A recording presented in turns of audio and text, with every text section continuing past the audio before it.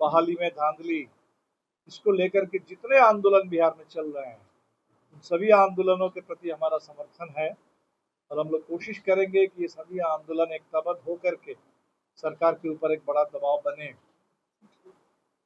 छात्रों का भी पूरे देश में एक स्कूल ठीक करो, फिक्स द स्कूल, ये जंतर मंतर के बाद आप कह सकते हैं कि अगला फेज वो जेन जी के बाद जेन अल्फा, और वो भी बिहार में बड़े पैमाने पर शुरू हो रहा है। हम लोग इसको भी बढ़ाएंगे ताकि स्कूल जो हर रोज 25 स्कूल देश में बंद हो रहे हैं, ये नीति आयोग का ही अपना आंकड़ा है, 94,000 स्कूल पिछले 10 साल में बंद हो गए। तो स्कूल चालू हो, स्कूल में सुधार हो, छात्रों की जो मांगे हैं वो पूरी हो। आपने देखा होगा कि पश्चिम बंगाल में जंतर मंतर आंदोलन के बाद उसी आंदोलन से लौट करके एक नौजवान शेख मोहम्मद अब्दुल हाफिज, वो अपने गांव के प्राइमरी स्कूल को लेकर के सवाल उठा रहे थे और भारतीय जनता पार्टी वालों को ये बात बर्दाश्त नहीं और उनके ऊपर जानलेवा हमला किया गया। उनके पिता उसमें हस्तक्षेप करते हैं, बेटे को बचाने की कोशिश करते हैं, तो पिता के ऊपर भी मोहम्मद माफिक, उनके ऊपर भी हमला कर दिया जाता है और 15 अगस्त आज़ादी के दिन वो दम तोड़ देते हैं, आखिरी सांस लेते हैं। तो बंगाल में भी ये बहुत बड़ा मुद्दा बना है और एक तरह से शिक्षा आंदोलन के शहीद हुए हैं, इस आंदोलन को भी हम लोग बिहार में ले जाएंगे। और अंत में जो मोदी जी का 15 अगस्त का भाषण आया, भाषण तो लगातार दे रहे हैं, भाषण पर ही तो सरकार चल रही है और ये मेरे ख्याल से 13 उनका इंडिपेंडेंस डे भाषण था और बिल्कुल एक, पहले तो कुछ बात भी करते थे देश की परिस्थिति को लेकर के, आज के हालात को लेकर के, अभी तो बिल्कुल उनका परिस्थिति से कोई लेना देना नहीं है। देश के किसान, मजदूर, छात्र, नौजवान, महिलाएं, आम लोग, उनके सवालों से कोई लेना देना नहीं है। एक बस 2047 का सब्जबाग दिखाना है और 2047 के सब्जबाग दिखाने के लिए तमाम झूठे आंकड़े पेश कर रहे हैं। अब नौजवान परीक्षा में भ्रष्टाचार को लेकर परेशान है, स्कूल बंद हो रहा है इसको लेकर परेशान हो रहे हैं और वो कह रहे हैं कि हम फ्री ऑनलाइन कोचिंग की व्यवस्था करेंगे।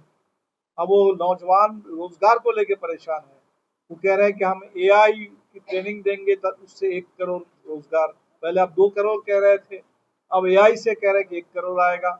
ये भी पिछले 2 साल पहले की बात है, अभी तक तो कुछ आया नहीं, बल्कि उल्टे एआई के नाम पर पूरे देश में लोगों के रोजगार उनका छीना जा रहा है। और सबसे जो बड़ा सवाल आया कि जेन जी के लिए पहले सीजेआई ने कहा था कॉकरोच, अब मोदी जी ने एक नया शब्द ढूंढा है, उन्होंने कहा कि दिमागी नक्सल है। तो ये समय समय पर ये जो नए नए शब्द ढूंढ के लाते हैं, उससे तो 2-3 बातें बहुत साफ हो रही है। हालांकि किरेन रिजिजू ने एक सफाई दिया कि किन के लिए कहा गया, विपक्ष के लिए नहीं कहा गया, नौजवानों के लिए नहीं कहा गया, पता नहीं किन के लिए कहा गया, लेकिन उनके भाषण से 3 बातें साफ है। एक, इतने दिनों से जो कह रहे थे, कभी अर्बन नक्सल, कभी टुकड़े टुकड़े गैंग, कभी खान मार्केट गैंग, कभी एंटी नेशनल, वो सभी जो उनके पुरानी बातें थी वो फेल कर गई, उससे कोई काम हुआ नहीं। लोगों को जो गुमराह करना चाहते थे, बांटना चाहते थे, एक को दूसरे के खिलाफ खड़ा करना चाहते थे, वो हो नहीं पाया और मुझे लगता है कि इससे भी बिल्कुल वो होगा नहीं। दूसरा, इन्होंने कहा कि ये दिमागी नक्सल तो आज के संदर्भ में कह रहे हैं, लेकिन कह रहे हैं कि यूपीए जमाने से सबका मुद्दा हम लोग भी जाकर के सिवान में किए है, कोई भी कार्यक्रम होगा अलग अलग भी तो कुछ करेंगे। तेजस्वी यादव को भी कुछ करने दीजिएगा कि नहीं दीजिएगा? पार्टी है तो कुछ आंदोलन नहीं कर सकते क्या? हर आंदोलन को चाहेंगे कि हिमालय के ही लोग करें? भाई अगर कर रहे हैं राजद के लोग आंदोलन, उसका स्वागत कीजिए, कांग्रेस के लोग अगर आंदोलन करे उसका स्वागत कीजिए, अलग अलग करे चाहे एक साथ करे, उससे कोई फर्क नहीं पड़ता, पूरे बिहार में आंदोलन आगे बढ़े। झारखंड में जिस तरीके से कि हमारी सरकार की ये बड़ी उपलब्धि रही कि हिंदुस्तान का जो पूरा कोस्ट लाइन है, उस कोस्ट लाइन में पहले सिर्फ 1% का इस्तेमाल होता था और 99% के ऊपर एक रोक थी, उसको नो गो जोन बना के रखा गया था हमने पूरा गो अहेड जोन बना दिया। अब इस बात को समझ लीजिए, इसका मतलब कि अदानी के लिए उन्होंने हिंदुस्तान के पूरे कोस्ट लाइन को अदानी के हवाले कर दिया। वहीं पर पोर्ट बनेगा अदानी के लिए, वहीं पर टूरिज्म का इंतजाम होगा। वो टूरिज्म के लिए पूरे टोटल जो कोस्ट का इकोसिस्टम है वो बहुत नाजुक इकोसिस्टम है, उस इकोलॉजी को ख़त्म किया जाएगा। इसलिए पूरे मोदी जी के भाषण में देश के लिए धमकी है, चिंता की बात है। देश के लिए कहीं भी कोई भरोसा जगाने वाली एक भी बात तो आई नहीं, लेकिन इसको लेकर के भी आंदोलन पूरा चलेगा। बिहार में हमारे छात्र नौजवान संगठन की ओर से हर विश्वविद्यालय में एक छात्र युवा संसद का कार्यक्रम चल रहा है और आगे मेरे ख्याल से 6 सितंबर को एक बड़ा जुटान करके हम लोग पटना में इस पूरे जो दौर चल रहा है, कॉमरेड नेहा इस समय पूरे देश में उनका दौरा चल रहा है और अन्य छात्र नेताओं का भी। जेन जी राइजिंग कल वो हैदराबाद में थी, कल और परसों, और इससे पहले बंगाल में, जयपुर में, पूरे देश भर में जितने छात्र आंदोलन चल रहे हैं सभी आंदोलनों के साथ संवाद स्थापित हो रहा है और हमें लगता है कि इसका एक बड़ा समापन हम लोग 6 तारीख को पटना में करेंगे। अब वो उनके दल का कार्यक्रम होगा, अलग अलग दल का अलग अलग कार्यक्रम है। अच्छा है, लोग करें सब लोग।